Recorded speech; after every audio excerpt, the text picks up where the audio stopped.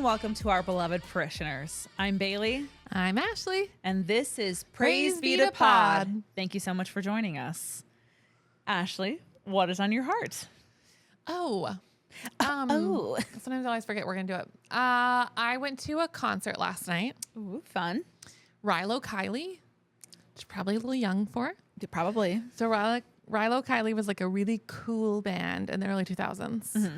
She was like, the lead singer, Jenny Lewis, was like the original manic pixie dream girl. Like, she is very charming.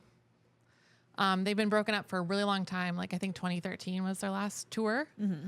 And so I was curious to know what the crowd would be at a Minneapolis, well, actually it was St. Paul, at a St. Paul Rilo Kiley concert. Mm-hmm. What would you expect?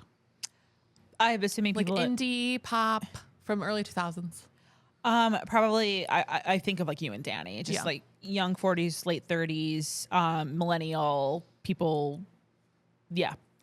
Yeah. I was thinking that would be the crowd. Mm-hmm. But it was a lot of, like, the Twin Cities is just kind of a weird place. Yes. You never really know who's going to show up to stuff.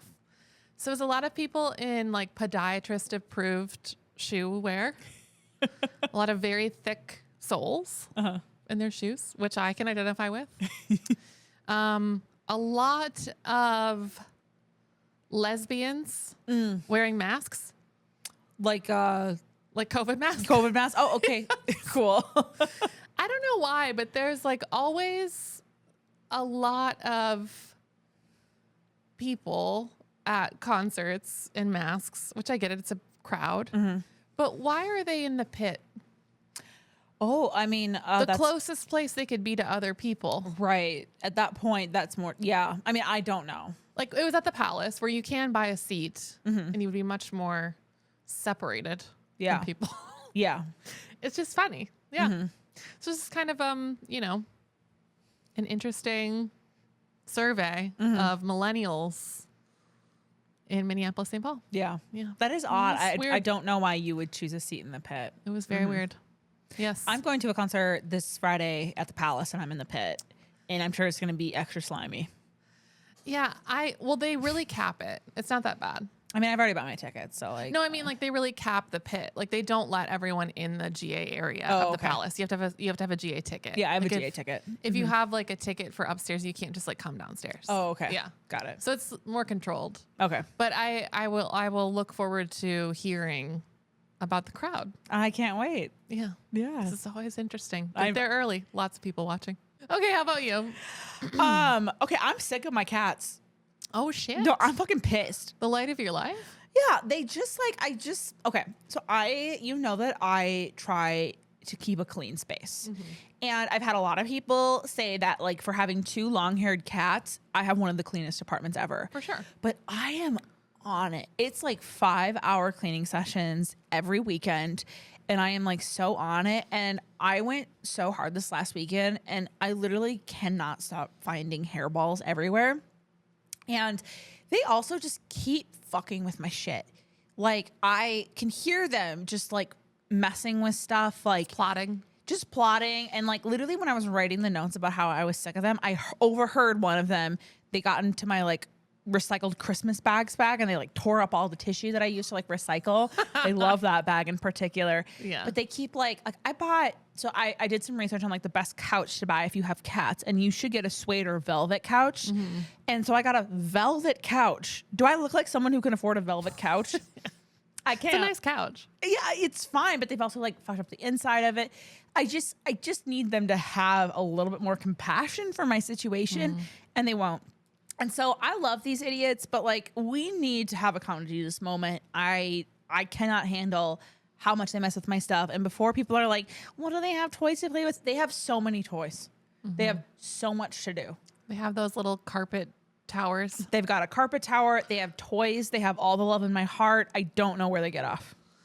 Anyway, that's what's on my heart. They probably just want to go get railed outside. My cats need to get railed outside. Is that what you just said? Probably they want. Well, probably. Wow. I wasn't saying that they should. I was just saying that's what I kind of think they should. I think that they should go get railed. I think that they should go see how hard the real world is and then come back. Yeah. And then tell me that life is so terrible in my nice apartment. Yeah, my dog doesn't really go anywhere because he was found on the street and he knows what it's like out there. Like, well, Marty had been on the street too, but he just has a short memory, I guess. Yeah. Yeah. Anyway, that's what's been on my heart. Wow. Yeah. Well, today we don't have a game or the other thing we do. Trust and obey. It's okay. I haven't been consuming anything, so like, I wouldn't have anything to recommend. And we have a pretty intense episode because today I'm going to talk about one of my favorite topics, Mormons. I'm really excited. I went pretty deep, so deep that we have to do 2 episodes. So this first episode is going to be the history of Mormons and how Mormonism was founded, which I found not many people know. And it is wild. And then the second episode is going to be more about present day Mormon culture and what they believe, what they don't believe. And it's going to be a perfect lead in for season 3 of Secret Lives of Mormon Wives, which is premiering the week after. So are you excited? Yes, very. I don't know very much at all about Mormons. That was going to be my next question. How much do you know about Mormons? Well, I know that they're like super into this guy, Joseph Smith, and that Joseph Smith had these like visions or dreams from Jesus, who came to the Americas after his resurrection and like ascension back into the sky. He did like a second coming with him. Yeah. And then he gave him these like, were there scrolls? Close. I will tell you all. Booklets. I will tell you all. Okay. Anyway, that's all I know. And then like I know a little bit about modern Mormon culture against my will, mostly because they're all over my like social media right now. Yeah, they're hot right now. Yeah, I don't know what's going on, but it seems like everyone's Mormon right now. Yeah. So that's all I know. Okay. I am not great with history, as you remember. I have a pretty big space in my history. That's right, you said that. So I will be referring to my notes. I did a ton of research. I read a lot. I am going to nod to an episode of South Park, which I watched. I read a lot on Wikipedia. I did read the book Under the Banner of Heaven, which is by John Krakauer. It's one of the best books I've ever read. I was hoping you were going to say that you read the Book of Mormon, but I didn't read the Book of Mormon. Yeah. If I could have gotten my hands on it late at night when I was really in a hole about it, I probably would have. I will put a lot of the references in the episode notes because there's a lot of dates, a lot of things. But forgive me if I'm wrong. This is a podcast and it's mine, so fuck off. I fear you could do whatever you wanted. Yeah, I'm paying for this. Not you. Yes. Sadly. Okay, so I want you to put away your notes. I don't want you to read ahead. Just shut it down. That's fine because it's almost dead. So this is a teaching episode. I get to be fully present. Back to my teaching days. Okay, so it starts out in early 1800s, upstate New York, called the Burned Over District. What does burned over mean? It was a term coined by a revivalist preacher that said the area was so saturated with revivals and religious fervor that there was no one left to convert. Almost like land already burned over by fire. Oh my God, who was this evangelist? It was Charles Grandison Finney. Charles Finney. I didn't hear about Charles Finney. He was a fiery revivalist who preached free will salvation in the same upstate New York region where, you guessed it, Joseph Smith grew up. All right. So the cultural context of where Joseph Smith grew up is it was frontier and expansion, like lots of new territory being settled rapidly. People were uprooting, moving around, finding new towns, looking for identity and community.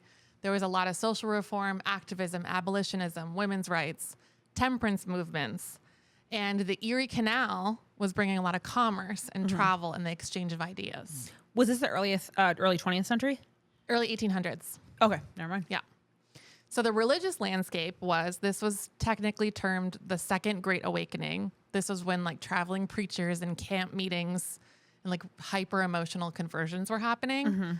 And it was the first time it really stressed personal choice, free will, and like a direct relationship with God. So it was a branch off of the Catholicism from Europe. And there were new sects of religion. So this is when like Baptists, Methodists, Presbyterians all were growing rapidly and splintering to make new churches. And also in this environment, it was very normal to see like people saying they had a vision or a prophecy, or there were new movements. Like this wasn't weird. It was very standard. So then we come to meet good old Joseph Smith. Don't confuse him with John Smith.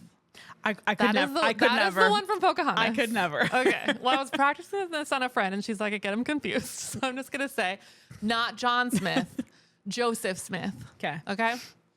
And Joseph Smith is a descendant of Puritans from England. From the 1600s, they came to like New England. So his family had been in the country for a long time. And he was born in 1805 in Vermont, and he was one of 11 children. And in 1816, when he was like 11, his family moved to Western New York. His family was super poor, and he had very little formal education. He was even described as like barely literate.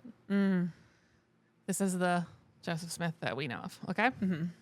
So if you have seen the episode of South Park called All About Mormons, I think I have actually. I had a South Park era. I started like telling the story to Danny, and I was like, isn't this crazy? Because it's so historical. I was like, I want to make sure that I'm not confusing. So I practiced it a couple times. And he was like, yeah, I already know all this. And I was like, you know all this? The person who doesn't care anything about religion? He's like, yeah, South Park.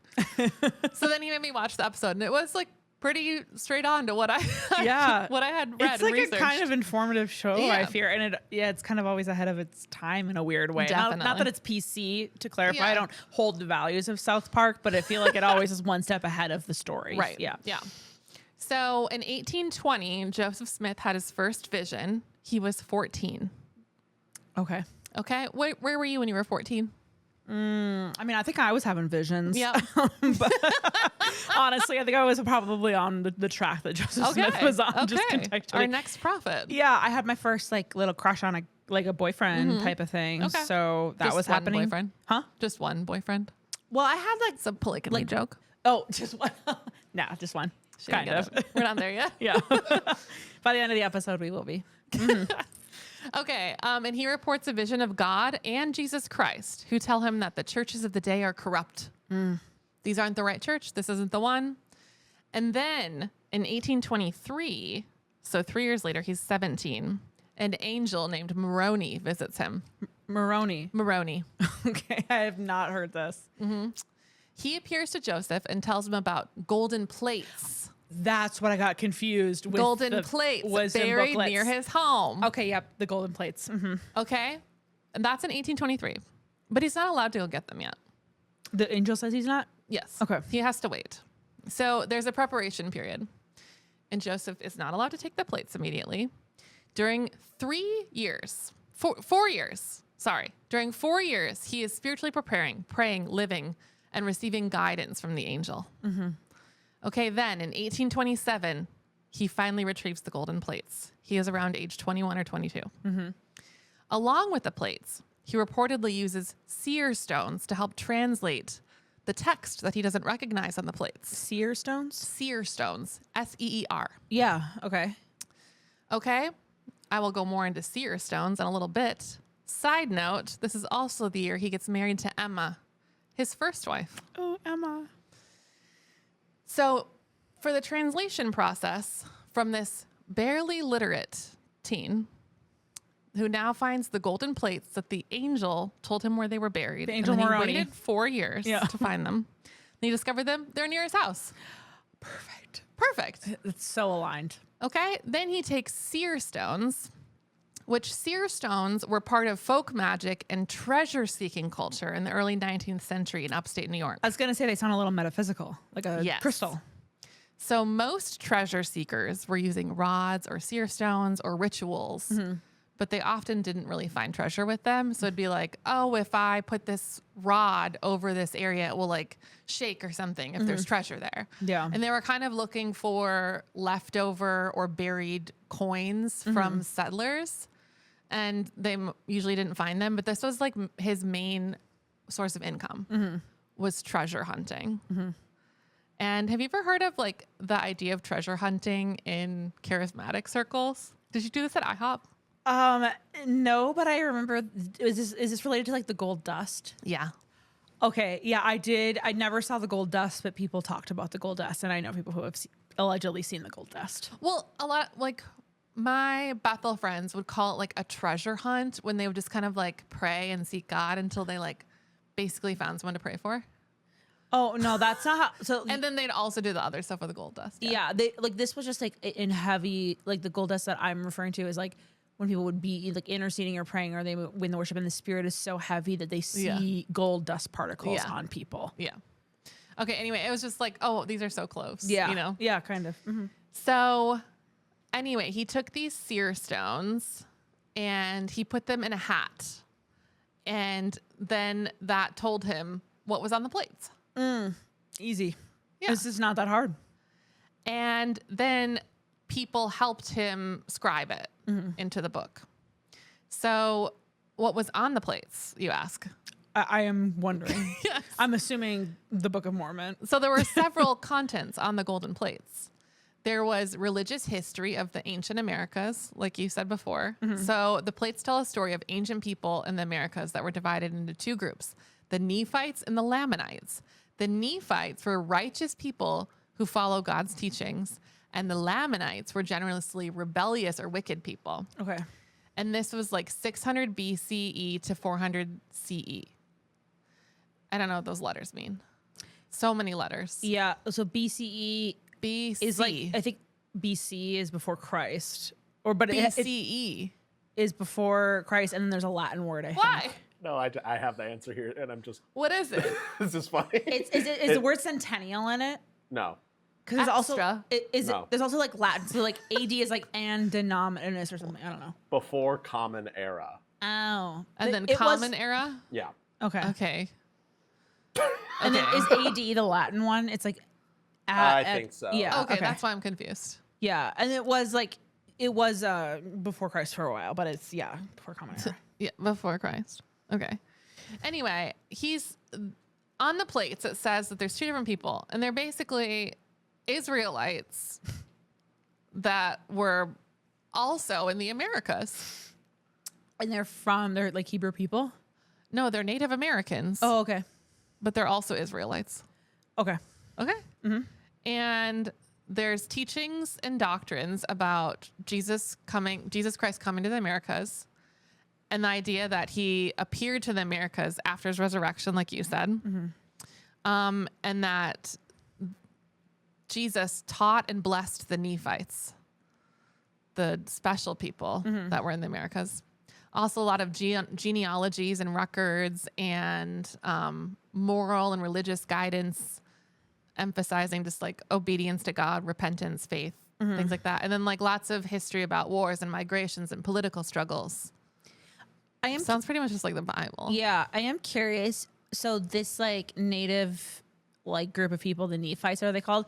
Are they like how Christians kind of view like God's chosen people, like the descendants of Israel? Great question. No idea. You don't know? Because it's so weird, and I don't really understand the connection. Like, Yeah. there's a big crossover between the Native Americans in the States at that time. Yeah. Within the history of the Mormons. And then there's some things that say that Joseph Smith believed or wrote in the Book of Mormon that the Native Americans were Israelites. Yeah. But I don't know. It Okay. gets murky Okay. and weird. Okay. So then with all of these amazing revelations, in 1830, the Book of Mormon was published, and Joseph Smith was 24 years old. Okay. After translating the plates, he published the book, and it was a complement to the Bible, not a replacement. It contains new characters, new history, new revelations. And the central message still aligns with Christianity, that Jesus Christ is Savior, but expands the scope of Jesus because it changed his history. And then revealed that ongoing revelation can be allowed through prophets as himself. Interesting. So that is like the trickiest part of what I think as an outsider Mormonism has. Yeah. Is that Joseph Smith started this new religion or sect of Christianity saying like, we can kind of add whatever we want. Yeah. As long as there's a revelation. Yeah. I mean, it is tricky. And also I would say like, that's essentially what Christians do, but they just call it getting a new revelation from God. A lot of evangelical Christians like to act like they're like identical to the early church. Right. And like we've gone through so many reformations and changes and new revelations and new projections of humanity, but they love to pretend that they're the OG purest form of like Christianity. So like Mormonism just sounds like it like is honest about the fact that like it's ever changing. Yeah, I think the things that he introduced were so far outside of it that's why it gets so different. Okay. Mm-hmm. So the Church of Christ is formally organized that year. And I was curious, so I kind of dug in, like, how did it become so popular so fast?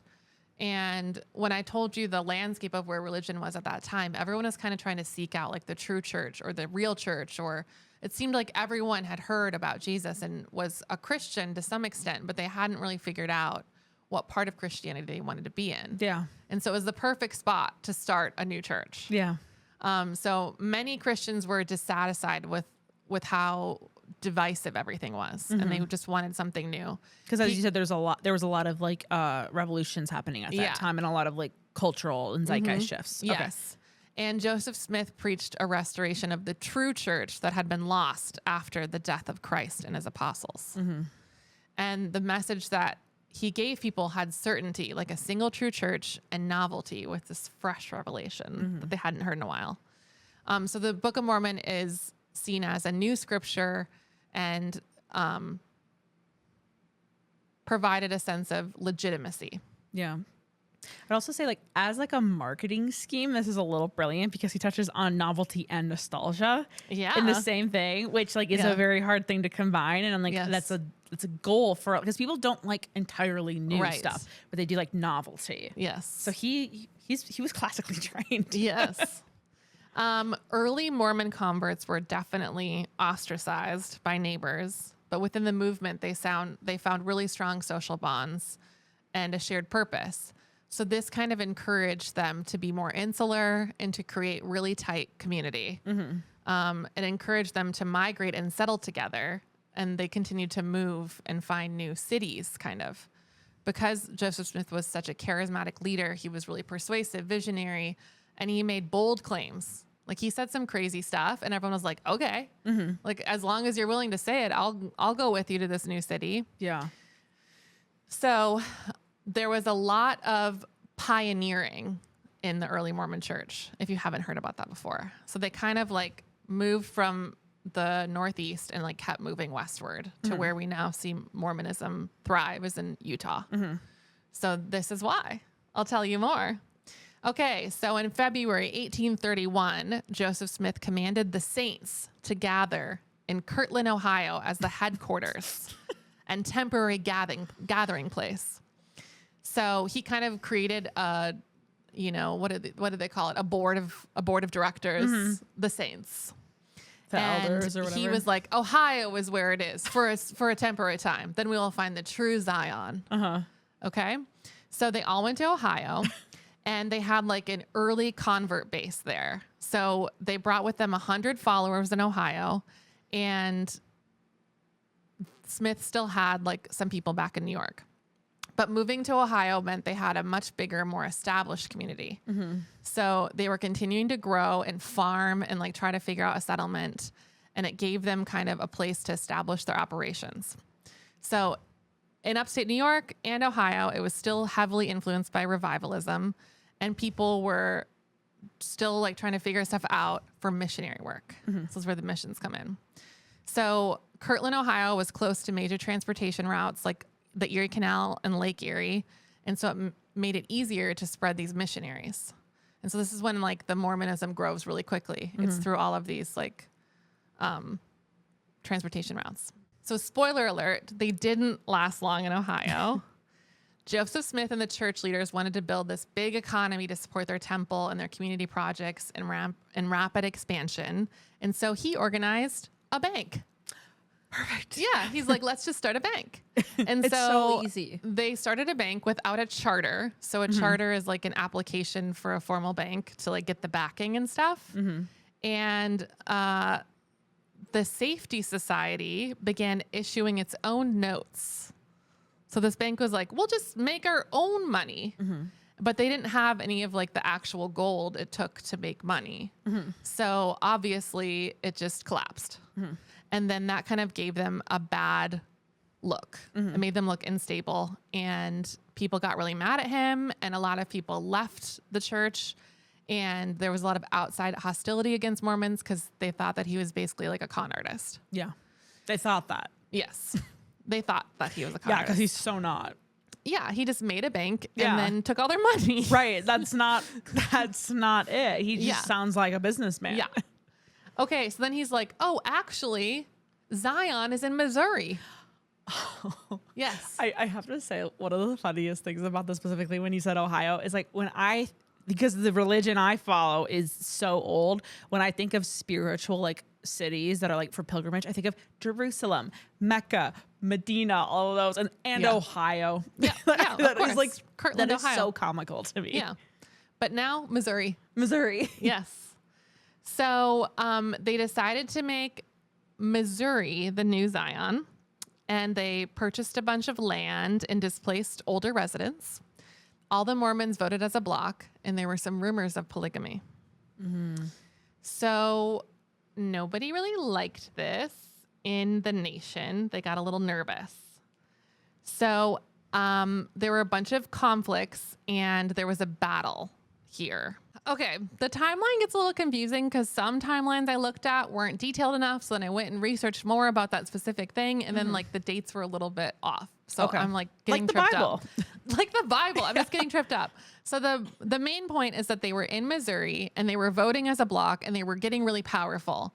And Missouri was like, I don't really like this. And the Missouri governor issued an extermination order against Mormons. Wait, like violent extermination? Yes, like please kill them. Yeah. This is Oh the my- 1800s. oh my like, God. Mid 1800s. And hundreds were killed or expelled. And then Joseph Smith was put in prison, but he escaped. Whoa, Okay. that guy is so crafty. I know. I kind of admire kind him of a a little witch. bit. Okay, so after the conflicts in Missouri, when they were forcibly expelled from that state where their Zion is, he tried to petition the federal government for reparations. But it wasn't successful. And newspapers nationally criticized Missouri's actions, which generated sympathy for the Mormons. Yeah, fair enough. I mean, that's genocide. And Yes. that's a cleansing. I mean, maybe Yes. not ethnic, but it's a cleansing. Yeah, religious. Yeah. It created kind of a martyr complex with them, Yeah. and definitely like a fighting forward type thing. Like everyone's against us. Yeah. And they were already very insular. Yeah. So it kind of created it made it a little more culty. Yeah. Religious zealots love a martyr. I know. Oh, they just can't wait. So then they decided to settle along the Mississippi River in Illinois in 1839. And they purchased some swampy land, which they named Nauvoo, which reportedly is from a Hebrew word meaning beautiful place. Okay. Illinois swamps. Okay. And this helped portray Mormons as an oppressed minority, and they gained some local support. So Nauvoo became kind of a big political structure. The Illinois legislature granted them a liberal charter, giving the city virtual autonomy in civil affairs, ability to form a university, habeas corpus powers to protect against extradition to Missouri, Whoa. and the right to form the Nauvoo Legion, literally a militia. Yeah. As in war and okay. Wow. Yeah. So Smith is lieutenant general and his This guy. partner who was is he in a past major life? general. I know, right? Oh, So he's a his general. friend, Joseph Smith's buddy, who's on his like special counsel, becomes Nauvoo's first mayor. And Smith appoints him assistant president of the church. So he's mayor and assistant president of the church. Okay. Okay, so there's some weird things that start happening in Nauvoo. Oh, this is where the weird stuff starts happening. Yeah. Okay, good to know. Joseph Smith has some more revelations. He brings up, oh, I think we can now baptize the dead. Okay. So it creates this new revelation where they can pray for anyone, like kind of intercession, what we say in evangelical words. You can pray for someone who's died, and then the heavenly hosts will ask them if they want to convert so that they can be at the highest heaven. Okay, and are they in like a limbo state when this happens, or is it like a full blown resurrection? I'll go more into like the actual beliefs next Okay. week. But basically, Mormons believe there's like several layers to heaven. Okay. And there's not a hell. Okay, that's nice. So yeah, it's very interesting. They also started a temple in Nauvoo in 1841 as a place to recover ancient knowledge. A relief society organized for women, promising their spiritual keys. Okay. And spiritual keys. This new theology evolves that Zion expands beyond Nauvoo to all of North and South America. And the focus shifts from refuge to building a millennial kingdom of God. Mm-hmm. So they get a bigger vision. Okay, then, while they're in Nauvoo, he starts practicing some polygamy, some plural marriage, beginning with close associates. Oh, that's not a conflict of interest. Yeah. And it got really confusing when I was researching this because I literally had to research, did this mean sex? Yeah. What did this mean? And sometimes it meant sex and sometimes it didn't. Okay. But overall, it was a celestial marriage, which means one man could be married to multiple women simultaneously because in early LDS theology, it was taught as a divinely commanded practice that could bring greater spiritual blessings and help bring the kingdom of God on earth. Okay.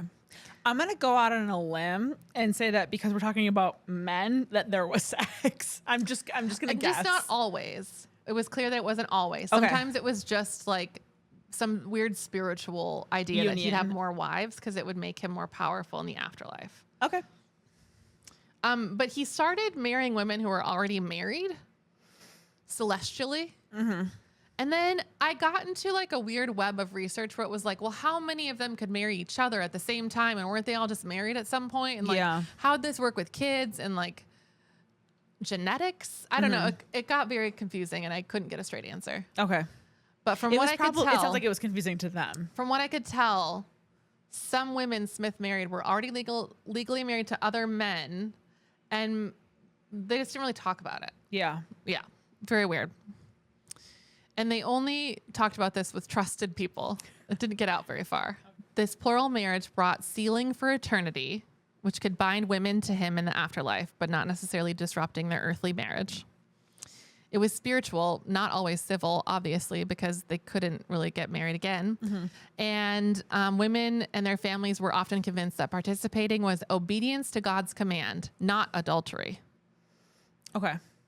Okay. It just kind of feels like when I'm thinking, like, I'm sure that was his front for it. Yes. But like, he's definitely like sleeping with all of these women. It's really dark. Like, what would be the incentive? Like, I'm sure that is how he portrayed that to their former spouses and stuff. But like, why would he want to be spiritually married to people just for shits and giggles? Like, he wanted to sleep with those women. Maybe that was the front of it. Mm-hmm. That's why it's confusing, is that I'm sure there was a lot of like, oh no, this is what we mean. Okay, so obviously, once people started finding out, there was a lot of internal tension among church members, and a lot of people defected. They were like, I'm no longer a part of this then. Mm-hmm. And eternal hostility from neighbors and newspapers. So there was no strict numerical limit on how many women a man could marry. So guess how many wives Joseph Smith was reportedly in having? Guess how many wives Joseph Smith reportedly had? Okay, this is the number that came into my head. I don't know where I got it from. 14. Oh, 30 to 40. Oh, okay. So I would, okay. Yeah, he's a real pervert. Yeah. It's depending on sources, though. Wikipedia had quite a lot to like list it out and tags. Well, and it sounds like a lot of these were spiritual marriages. Yeah, so celestial. Can you count them? Yes. So obviously there's a lot going on. And in 1844, he decides to run for president of the United States of America. Yes. Well, that would make him the strangest person who's ever run for president, I'm sure. Yes. And here's his platform: ending slavery, protecting minority rights, because he himself feels like he's a minority because he's been so oppressed by Missouri. Yeah. And to his credit, at the time, he had been. Yes. Yeah. National bank reform, so that he could open more banks. Okay, maybe no, that's not good. Prison reform, because he was imprisoned many times and escaped. Okay. And annexing Western territories, Texas, California, and Oregon. Which I don't really know the history of where they were then, and I don't know if I care, but yeah, that literally sounds like a leftist platform, but clearly rooted in so much self-interest. It's so far left that it comes back around the other way. Yes. So this continues to alarm outsiders, and it doesn't go well for him. The rumors of plural marriage increase hostility, and a dissident Mormon newspaper exposes rumors of polygamy and accuses Smith of abusing power. So these people were so mad and so petty about Joseph Smith that they created a newspaper named the Nauvoo Expositor, and it was the only issue ever printed. Was one against Joseph Smith. Oh my God. Yes. And that was their passion project. Yes. And he ordered that the press be destroyed because it was an attack on free speech. So he wanted press to be destroyed because it was an attack on. Interesting. That is so interesting to me for multiple reasons. I am so interested specifically in that sentiment and how widespread that is. But guess what? He was arrested and put in jail. Thank God. And then on June 27th, 1844, a mob stormed the jail and killed Joseph Smith and his brother, Hiram. Thank God. The result is a chaotic aftermath. Mm-hmm. And guess who emerges as the new leader of the Mormon Church? I don't know. Brigham fucking Young. Okay, I just got a notification on LinkedIn that someone from Brigham Young looked at my profile on LinkedIn. I'm like, who the fuck from Brigham Young has anything to do with me? It's like they knew we were going to talk about them today. Oh my God. I literally just got that notification today. I'm sure a lot of BYU alum would love our podcast. I'm sure they would. I'm sure they would. I'm sure that they would love to give my long blonde hair into Utah. Okay, so Brigham Young is seen as the next leader. He was like a high leader throughout this whole thing, and he was converted with from Joseph Smith, and he read the Book of Mormon, loved it, became one of them, blah, blah, blah. Mm-hmm. So he leads their migration west to you guessed it, Utah. Salt Lake City. Utah. Wait, no, not yet, I bet, though. What? Was it Salt Lake City right away? Yeah. Okay. So Brigham Young leads them west, and tens of thousands move west under Brigham Young and establish Salt Lake City, and the Utah Territory is established. But on the way there, they are still very nervous. So this is 1844. And in Utah, they are still scared that people are going to come through and take away their city, that they're going to be scared of their power like they were in the other places they settled. And they're very nervous about the American army coming for them or things like that. So they're super paranoid. Mm-hmm. And in 1857, there is a really big breakout called the Mountain Meadows Massacre. And this is a very dark stain on Mormon history. And there was an immigrant wagon of people from Arkansas passing through to go over to the West Coast. Mm-hmm. And the local Mormon militia, in partnership with some of the Native Americans, attacked them. Ugh. The immigrants surrendered, and they promised, they said, oh, if we give you our weapons, will you just let us pass through? Or we don't mean any harm. Yeah. And they're like, oh, yeah, sure. Because they were, I'm assuming, Dust Bowl refugees. I'm assuming. Yeah. And instead, they killed them all. Oh. There were 17 young children spared, but 120 dead, men, women, and children. Mm-hmm. And the aftermath is that the Mormons just blame the Native Americans. Okay. And later God's chosen on, people. Yes. Later on, 20 years later, the military leader was executed for this role that he played. And in 2007, the LDS Church formally acknowledged the Mormon responsibility in this massacre. So there was this is a really, really big part of the book Under the Banner of Heaven. Mm-hmm. They go through this whole battle and a lot deeper into the partnership with Native Americans. It's very interesting. Mm-hmm. It's so well written because it's John Krakauer. I highly recommend that book. I'd be very interested in reading that. And it also layers it with a more modern day story of the 80s of a fundamentalist Mormon attack. It's really interesting. So I remember reading about this, but I didn't understand the whole history timeline. And Mormons kind of remember these events as this first war that I told you about, where they were exiled out of Missouri, as a persecution story. Mm-hmm. So it kind of validates their sense of chosenness and who they are as a people. Yeah. And then the Utah war was a misunderstanding by the government and then the Mountain Meadows Massacre is like a dark stain on their history. Yeah. And they've condemned it, and they don't like talking about it. Joseph Smith's legacy is like a visionary prophet to followers and a dangerous radical to enemies. Oh. And then the conflicts that have shaped the LDS self-identity are as like persecuted yet chosen. After all of this, like they were chosen, but they're still like moving forward. And the modern LDS Church distanced itself from violence, but it definitely embraces this idea that they're survivors and that they're like strong. So then we come to a point where you're kind of thinking like, which ones are the Mormons that are still practicing polygamy and like have the bump in their hair? And then which ones are like the hot ones that I see on my TV shows? Yeah. Okay. An important distinction, I So imagine. yeah. So I'm gonna hard to tell the with difference, really. the big split of the LDS Church. Okay. So the fundamentalist LDS Church is kind of what you see in the documentary, like Keep Sweet, Pray and Obey, or Escaping Polygamy. If you've watched any of those, if you love Mormons like me. So in 1890, President Wilford Woodruff issues a manifesto ending polygamy in mainstream. So that ends polygamy in mainstream LDS circles. But in the 1900s, some members reject that and they form fundamentalist groups in remote Utah, Arizona, and Mexico. So when I lived in northern Arizona, there's a lot of fundamentalist Mormon towns around there, like bordering Utah and Arizona. There's nothing around. Yeah. That's all that's there. And people would tell me, like, don't drive through there by yourself. Like, these are self-governed places, and like, you might not get out.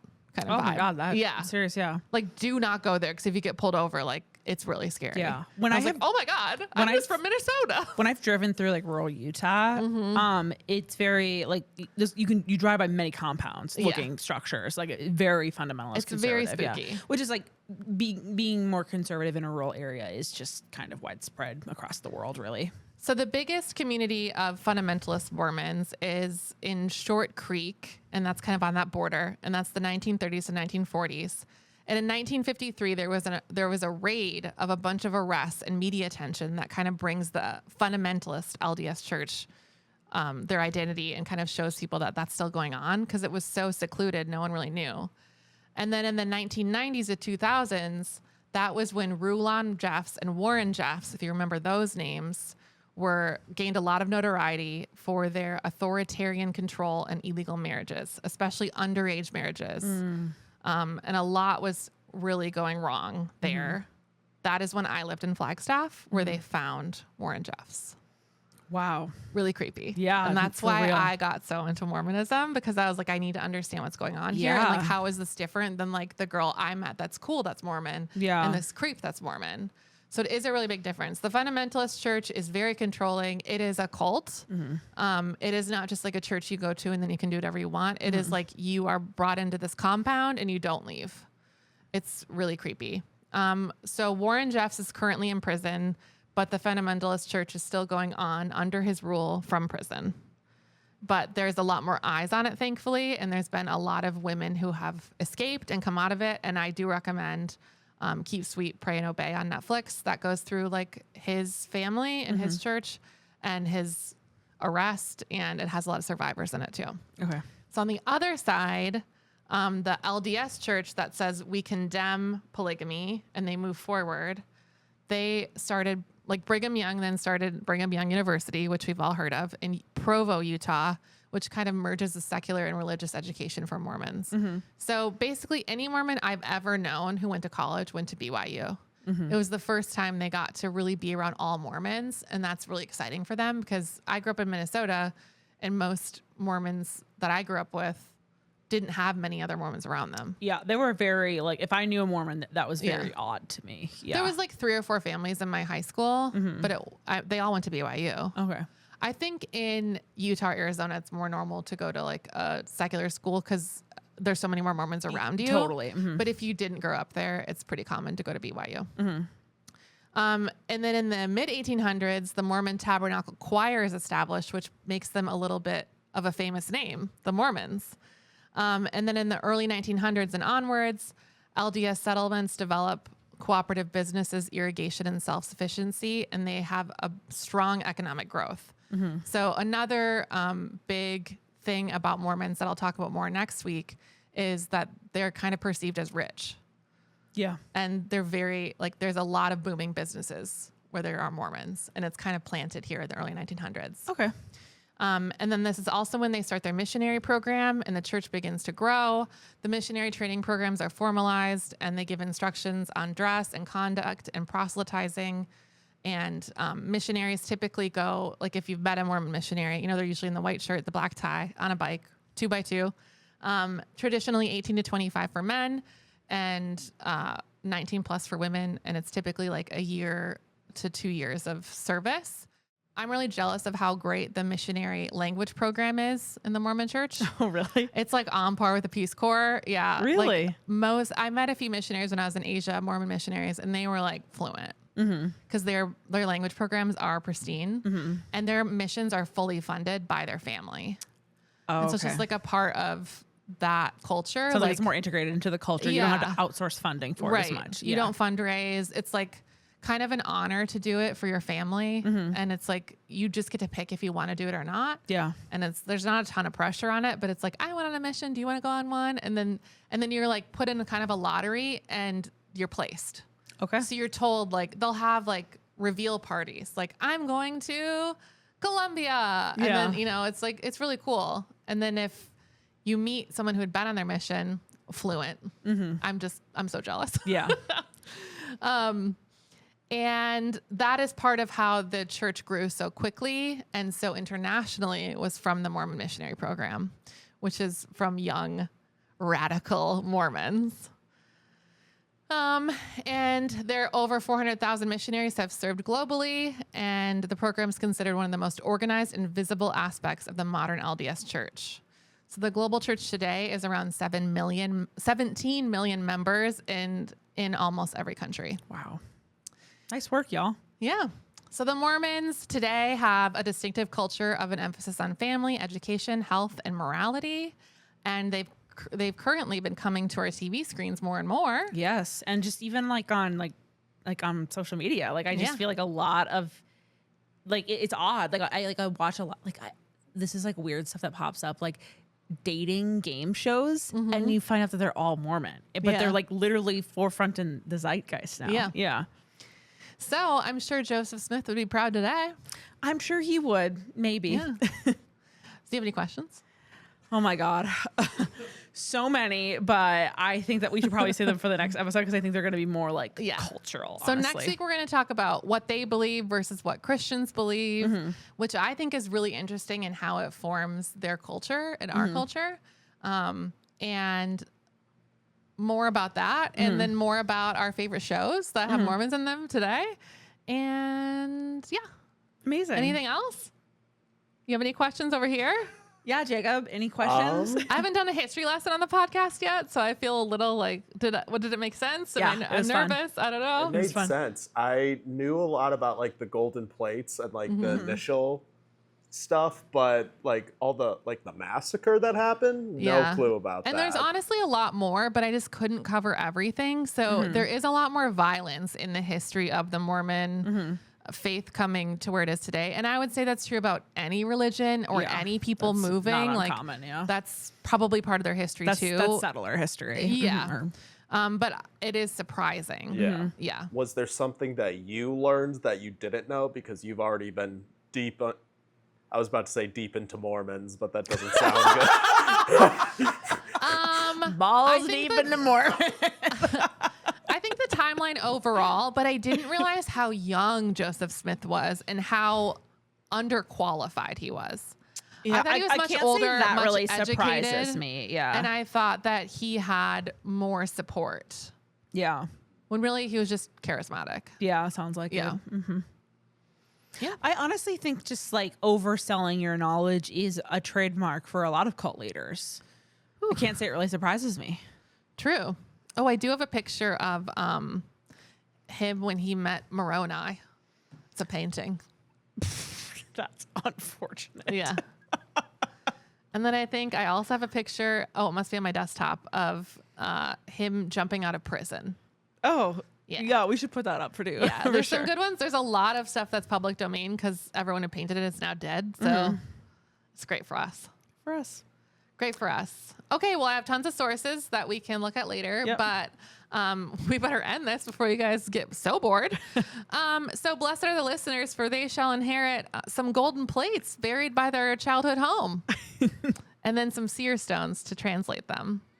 Find us on praisebetopod.com on the web, praisebetopod on Instagram, TikTok, Threads, and YouTube. It is finished. Bye. Bye.